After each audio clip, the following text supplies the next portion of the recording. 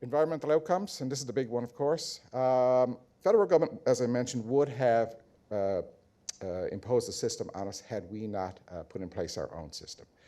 We, by our modeling and federal modeling, we're able to achieve equivalent outcomes from an environmental perspective at 4 times lower the cost.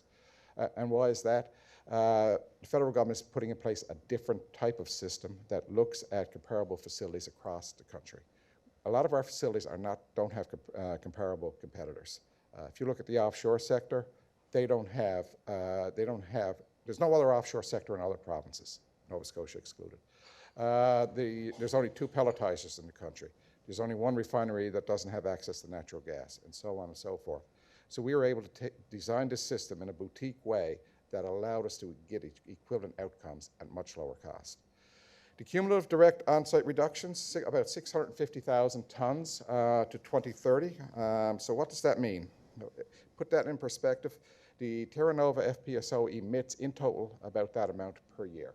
So essentially what we're saying in equivalent terms is it's the equivalent of taking one of those offshore facilities offline from here per year from here to 2030. Valet speaking, so I put Valet up here. 650,000 tons is what Valet will emit in total per year over 5 years. Valet emits about 120, 130,000 tons in total. 650 is about 5 years worth of total emissions from Valet. I hear a lot about the offshore sector and that they are not subject to this. The offshore production platforms are subject to a greenhouse gas reduction target. The cumulative amount that they will have to reduce by law this year is equal to what Valet emits in total this year. About 120,000, 130,000 tons per year is what the offshore sector has to reduce this year. The sale of performance credits from hydro for the Holy Regenerating Station. So I mentioned earlier we're getting credit for the early closure of the Holy Regenerating Station. We're awarding Newfoundland and Labrador Hydro performance credits for that foregone emissions. They are able to take those credits and sell to other companies in the economy.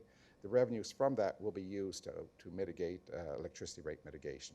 If you look at the province's plan that was released prior to budget 2019, you'll see that the 2021 number was somewhere around $8.7, $8.8 million was forecasted.